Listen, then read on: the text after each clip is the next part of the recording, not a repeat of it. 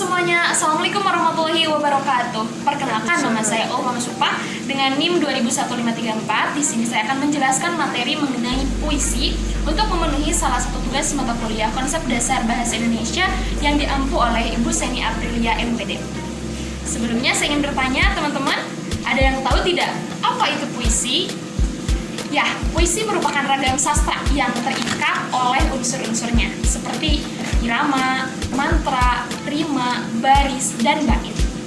Puisi adalah ungkapan yang memperhitungkan aspek-aspek bunyi di dalamnya, serta berupa pengamalan imajinatif, emosional, dan intelektual penyair dari kehidupan individu dan sosialnya. Puisi diungkapkan dengan teknik tertentu sehingga dapat membangkitkan pengalaman tertentu dalam diri pembaca ataupun pendengarnya. Ada puisi menurut Auden. Auden mengemukakan bahwasannya puisi itu lebih merupakan pernyataan perasaan yang bercampur baur. Puisi merupakan suatu karya yang berbentuk atas susunan kata penuh makna. Menurut Herman J. Waluyo, puisi merupakan bentuk karya sastra yang mengungkapkan pikiran dan perasaan penyair secara imajinatif yang disusun dengan mengonsentrasikan struktur fisik dan struktur batinnya. Teman-teman, selanjutnya ada jenis dan ciri-ciri dari puisi. Puisi terdiri atas puisi lama dan puisi modern.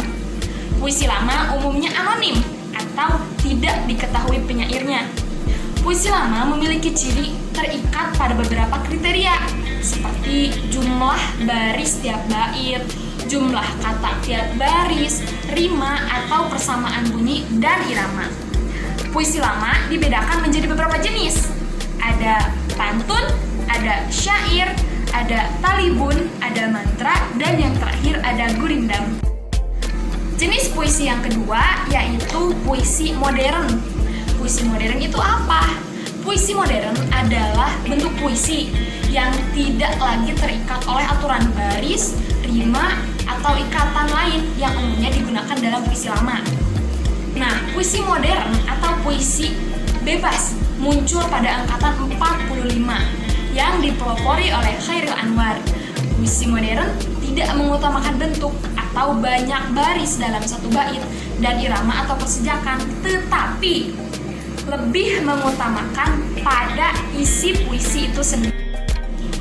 Puisi modern ini memiliki ciri-ciri, yaitu yang pertama, mempunyai unsur humanisme universal atau sudah terbuka untuk menerima pengaruh dari segala penjuru dunia, realis dan terimbas unsur naturalis. Yang selanjutnya, menyampaikan maksud dengan penghematan kata serta menghadirkan perbandingan-perbandingan membayang dan berkesan.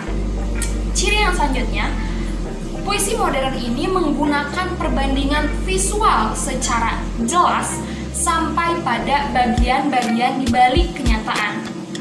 Yang selanjutnya, puisi modern ini menunjukkan sinisme dan sarkasme terhadap kepincangan dalam masyarakat akibat dari pergolakan.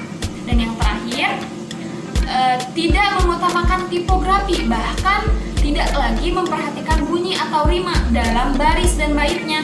Unsur utama yang harus diperhatikan dalam pembacaan puisi modern ini yaitu lafal, intonasi, dan ekspresi.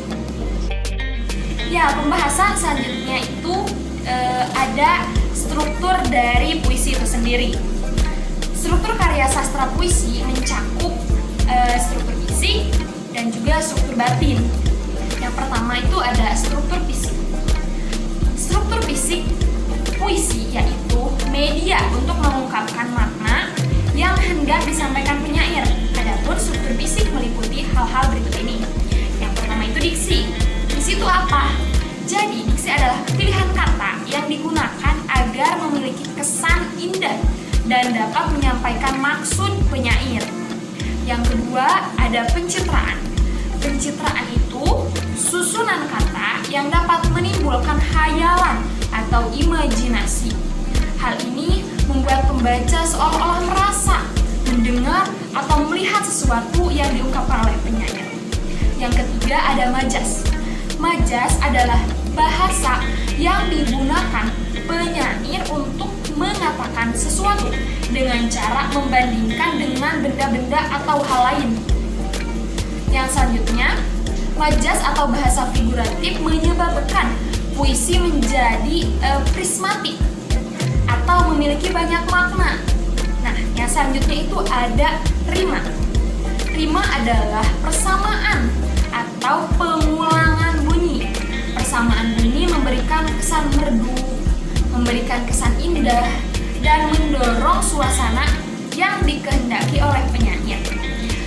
Rima tersebut dapat berupa pengulangan bunyi konsonan dari kata-kata yang berurutan atau aliterasi, persamaan bunyi vokal dalam deretan kata atau asonansi, dan persamaan bunyi yang terdapat di setiap akhir kata.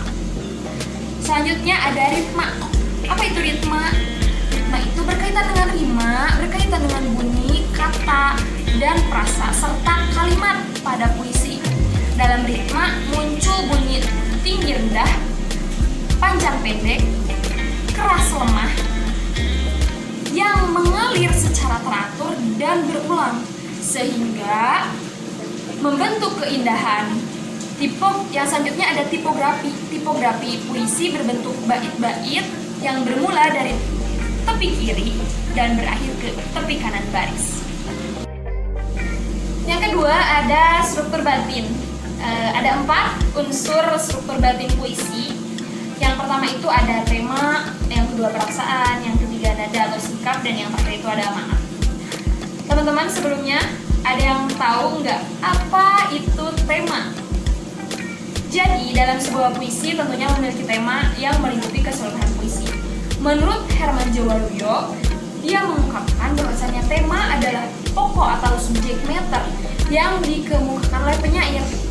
Nah, ungkapan tersebut menjelaskan bahwa tema merupakan sebuah atmosfer dari sebuah puisi.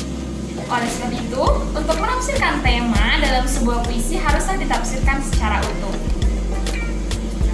Yang kedua ada perasaan. Teman-teman sebelumnya pasti udah tahu apa itu perasaan. Namun di sini saya akan menjelaskan kembali apa itu perasaan dalam puisi.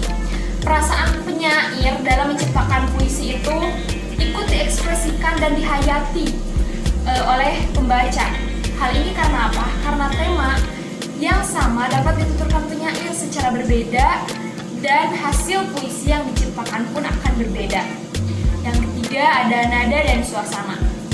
Nada dalam sebuah puisi disesuaikan dengan isi yang hendak disampaikan, baik itu berupa nasihat, kritik, sindiran, ungkapan perasaan, atau hanya berupa cerita. Seringkali puisi bernada santai seperti dalam puisi-puisi Embeling. Kemudian suasana adalah keadaan jiwa pembaca setelah membaca puisi tersebut atau psikologis yang ditimbulkan terhadap pembaca. Nada dan suasana ini saling berhubungan. Karena apa? Karena nada puisi menimbulkan suasana terhadap pembacanya. Misalnya, nada duka dapat menimbulkan suasana iba bagi pembaca. Yang terakhir ada amanat. Amanat atau biasa kita sebut dengan pesan. Apa itu amanat? Kita dapat menelaah amanat dalam suatu puisi jika kita telah memahami tema, rasa, nada, dan puisi tersebut. Amanat atau pesan merupakan kesan yang ditangkap oleh pembaca atau pendengar puisi. Amanat tersirat di balik kata-kata yang disusun dan berada di balik tema yang digunakan. Ya teman-teman, itulah penjelasan singkat dari materi puisi. Mohon maaf apabila terdapat banyak kesalahan.